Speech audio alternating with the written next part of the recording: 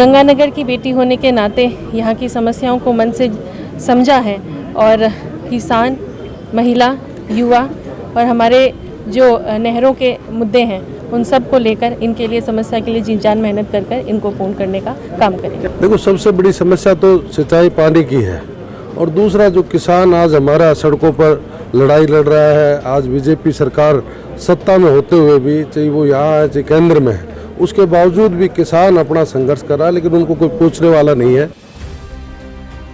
लोकसभा चुनाव के मद्देनजर बुधवार को श्रीगंगानगर में भारतीय जनता पार्टी और कांग्रेस के उम्मीदवारों ने अपने अपने नामांकन दाखिल किए। इसके बाद दोनों प्रत्याशियों ने दावे करते हुए खुद की जीत को तय बताया। नामांकन दर्ज करने के बाद जहां कांग्रेस प्रत्याशी कुलदीप इंदौरा की पब्लिक पार्क में सभा हुई, वहीं भाजपा प्रत्याशी प्रियंका बैलान की नेहरू पार्क में सभा आयोजित की गई। कांग्रेस उम्मीदवार कुलदीप इंदौरा ने नामांकन दाखिल करने के बाद पत्रकारों से बातचीत करते हुए कहा कि किसान की समस्याओं, बेरोजगार युवाओं की समस्याओं, भ्रष्टाचार, महिलाओं पर अत्याचार आदि तमाम मुद्दों को लेकर हम मैदान में हैं। श्रीगंगानगर लोकसभा की 8 विधानसभा क्षेत्रों में से 5 पर कांग्रेस के विधायक हैं। ऐसे में लोकसभा चुनाव में उनकी जीत एक प्रकार से तय ही है। उन्होंने कहा कि भाजपा की सत्ता में रहते किसान को सिंचाई पाने के लिए सड़कों पर उतरकर आंदोलन करना पड़ रहा है।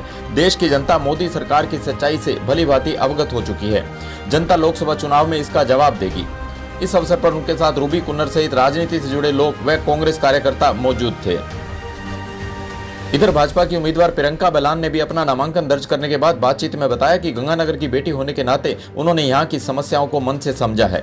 महिला वर्ग, युवा वर्ग, किसानों की सिंचाई पानी के मुद्दे सहित अन्य समस्याओं को जी जान से मेहनत कर निजात दिलाने का कार्य करेंगी। उन्होंने कहा कि प्रधानमंत्री मोदी की गारंटी पर जनता ने विश्वास किया है। उन्हें श्रीगंगानगर की जनता का भरपूर स्नेह और आशीर्वाद मिल रहा है।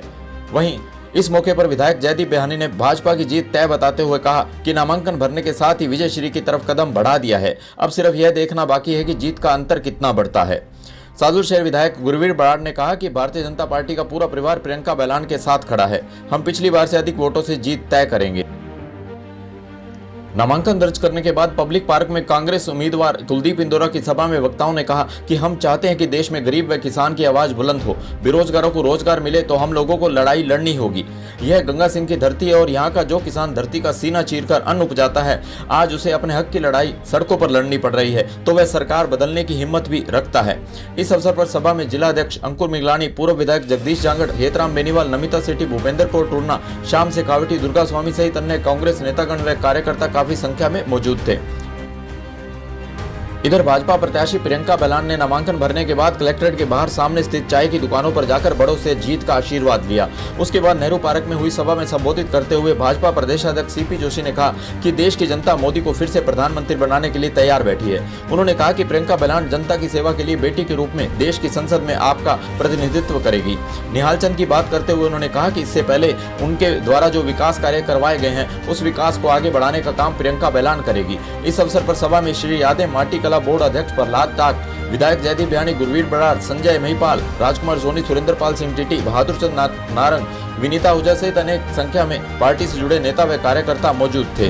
मैं विश्वास दिला सकता हूं कि देश की जनता मोदी जी को फिर से प्रधानमंत्री बनाने को तैयार बैठी है। और ये बहन प्रियंका बैलान जी जो आपके सामने खड़ी है, ये निश्चित रूप से आपकी सेवा के लिए एक नारी के, एक बेटी के रूप में देश की संसद में आपका प्रतिनिधित्व करेगी। और भाई निहाल चंद जी, जो 2 बार मुझे भी उनके साथ सांसद रहने का अवसर मिला है, जो विकास उन्होंने कराए, उन विकास को आगे बढ़ाने का और तीव्र गति से आगे बढ़ाने का आपकी बेटी प्रियंका बैलान जी उस काम को करेगी, ये मैं दावे के साथ कह सकता हूँ।